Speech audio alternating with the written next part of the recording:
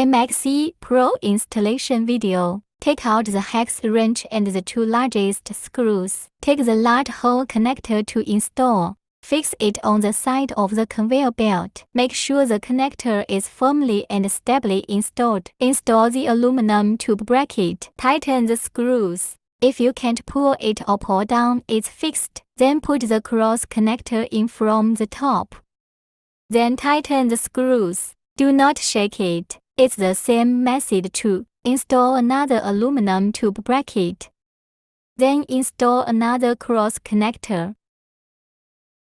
Then install the last aluminum tube bracket. Then install the photocell sensor fixing block. Note that the nut should face up during installation. Then install the small hole contactor. Take 2 small screws from the accessories bag. Start installing the controller. Take another cross connector and install it on the print head. If you are spraying vertically, install the cross connector like this.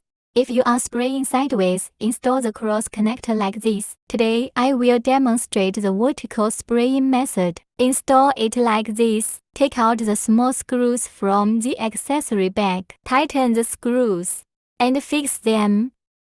After that, insert it into the aluminum tube bracket that is perpendicular to the conveyor belt. Then tighten the screws.